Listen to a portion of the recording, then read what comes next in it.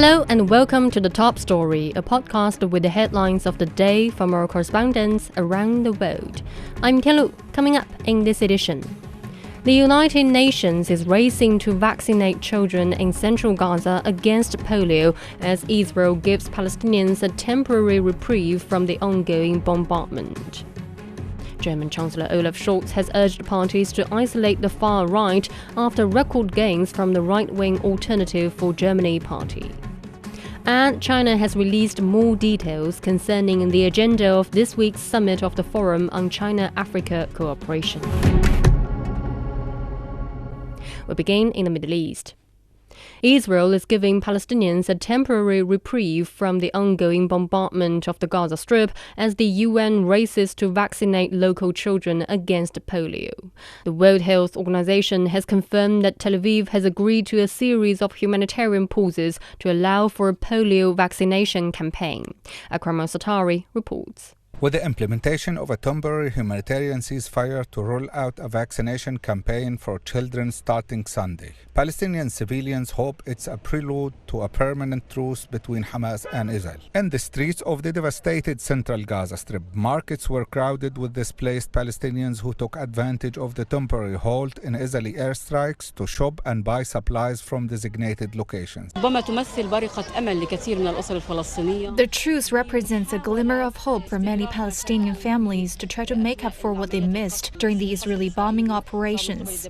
It's an opportunity to relive the details of our lives, visit patients and relatives, check on their homes, and also take care of their needs.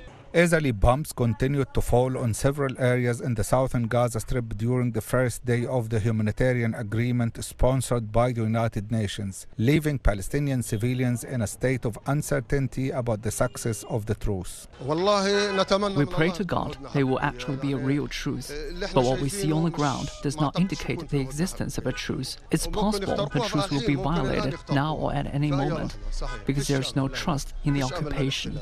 Baha el-Arabid was displaced from northern Gaza to the center of the Strip, with his family in their search for safety. Despite the truce, he said he prefers not to leave the displaced persons camp where he now lives. We heard about the truce for polio vaccinations, but I want to stay in this area because I don't trust this truce that has begun. We still fear bombing will happen at any moment, as happened this morning.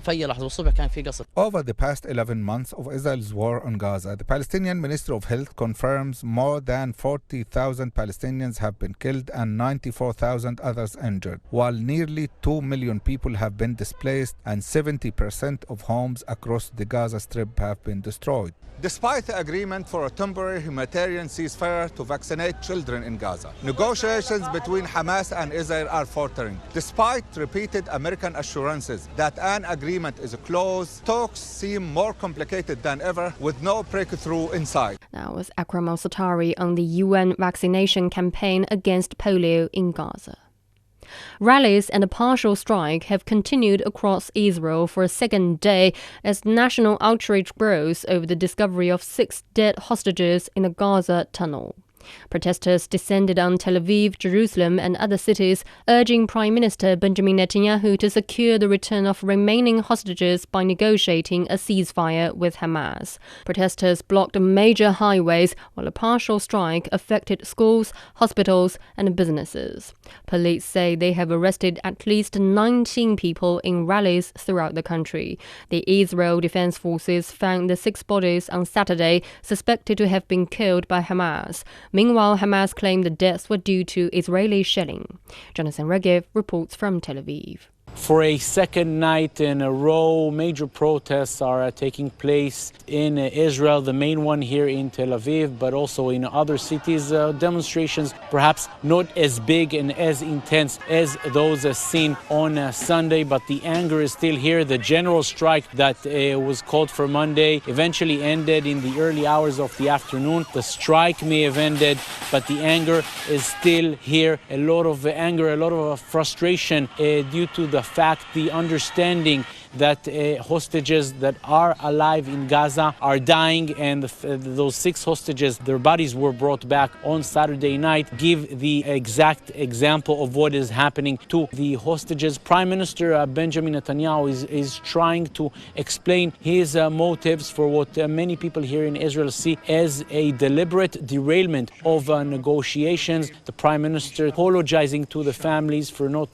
reaching the hostages on time, but also trying to explain the reasons for him insisting on staying on the Philadelphia corridor, something that may be quite a strong sticking point for the negotiations. Many Israelis, I have to say, simply do not believe him, and that is why they're out in the streets. Those protesters are saying that Israel should head towards a hostage deal now, even with the heavy prices that Israel has to pay. According to the protesters, the price of losing the 101 hostages in Gaza, many of them still alive, many can be saved. The price of losing them is far, far higher than anything Israel would pay in a hostage deal. That was Jonathan Regev in Tel Aviv.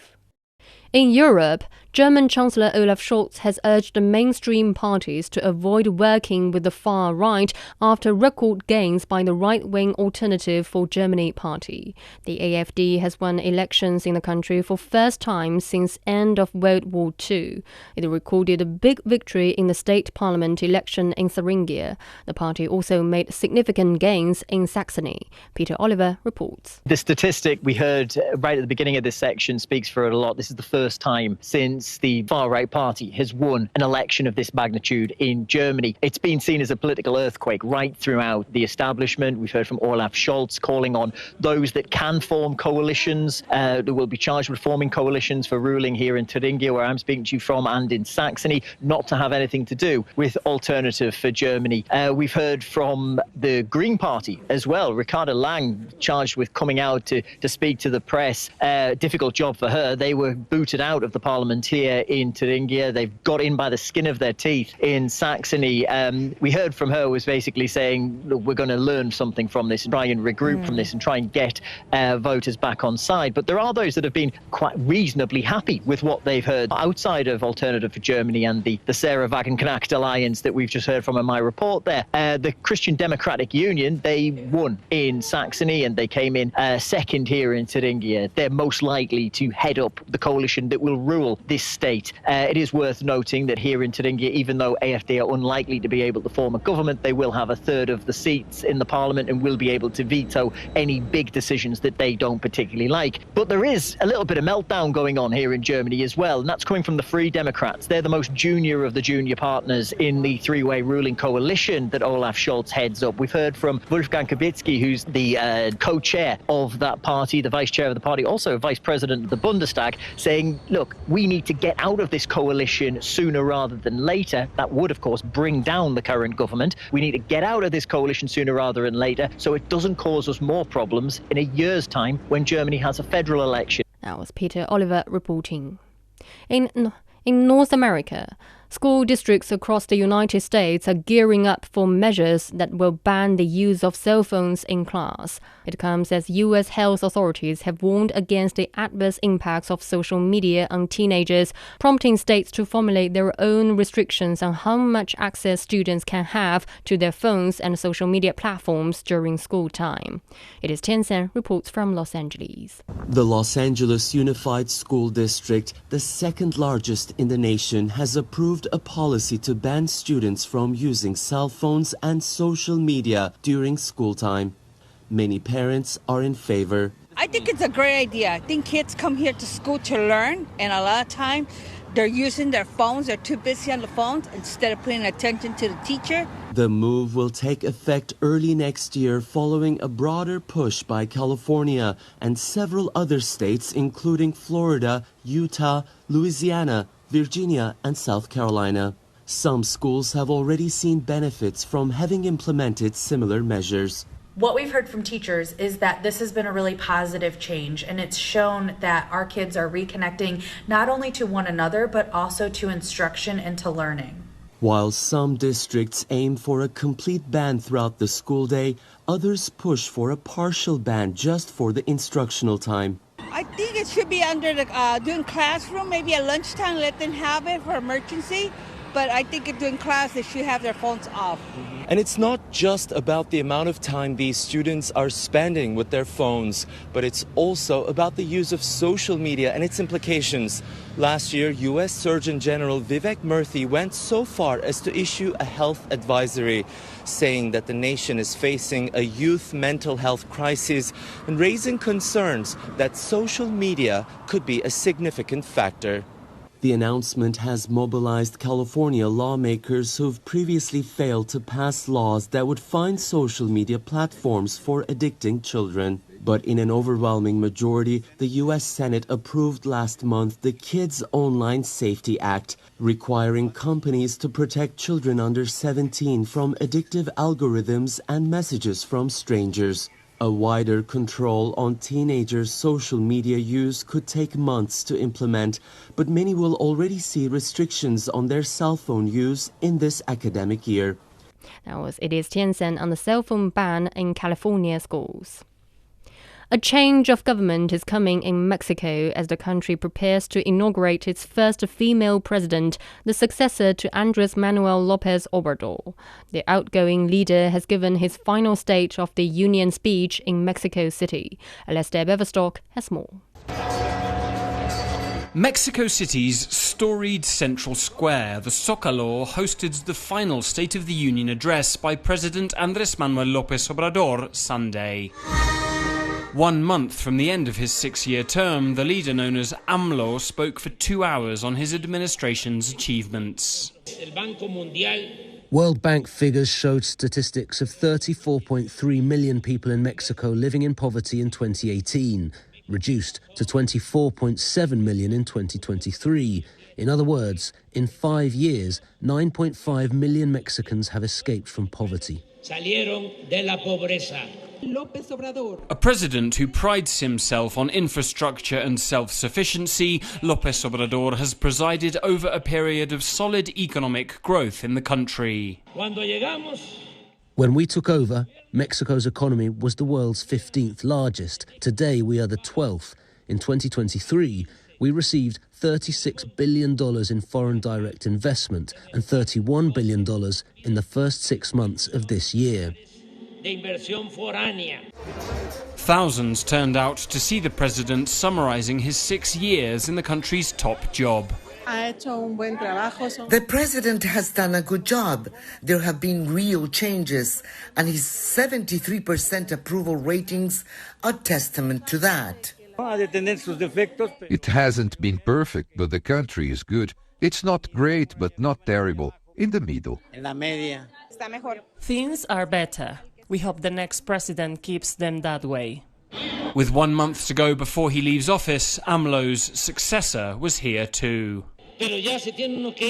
I have to go, but I'm absolutely certain that our project will continue, given our extraordinary president-elect. As the crowd chants alongside the president, their love for AMLO is clear, as is their hope for more good years ahead. With President López Obrador's final State of the Union speech, Mexico's government is preparing for transition after a historic election. His successor and Morena Party co-founder Claudia Sheinbaum takes office on October 1st. That was Alastair Beverstock reporting. Finally, in Asia, China's Special Representative on African Affairs says the Forum on China-Africa Cooperation sets a good example for deepening Global South cooperation. Liu Yuxi has also released more details concerning the agenda of the FOCAC summit, which runs from Wednesday to Friday. Dong Xue reports. At the press conference, Liu Yuxi, Special Representative of the Chinese government on African Affairs, briefed the media on the upcoming Forum on China and Africa Cooperation cooperation. Liu said this is the largest event China has ever held in terms of scale and number of attendees this year, and over 50 African leaders, as he said, and the head of the African Union, as well as the Secretary General of the United Nations, Antonio Guterres, will attend the summit this year. Liu also introduced the detailed agenda that includes an opening ceremony on the 5th, when Chinese President Xi Jinping will deliver a keynote address to elaborate on new ideas and proposals. And there will also be 4 high-level meetings focusing on industrialization, agricultural modernization, peace and security, as well as high-quality development of the Belt and Road Initiative. And these meetings will also be co-chaired by senior officials from both China and Africa. Following the first day of FOCAC, a business forum will be chaired by Chinese Premier Li Qiang on the 6th to discuss and enhance economic cooperation. And that said, on Monday, the 17th senior official meeting of FOCAC had adopted the outcome document and submitted those to the ministerial meeting. So by the end of FOCAC this year, it will release the declaration and the action plan to build a major consensus between the two sides and map out the implementation path of high-quality China-Africa cooperation over the next 3 years. Liu also emphasized the significance of bilateral relations between China and Africa since President Xi announced building a closer China-Africa community with a shared future in 2018. The two sides had pledged to advance win-win cooperation back then. And Liu also mentioned that it has been a tradition for 34 years that the Chinese foreign minister will pay a visit to Africa at the beginning of each year. That also says a lot about the friendship between these two, and Liu called China-Africa cooperation a fine example of international cooperation that is never exclusive but open and confident. Now, it's Dongxue reporting. Recapping today's headlines.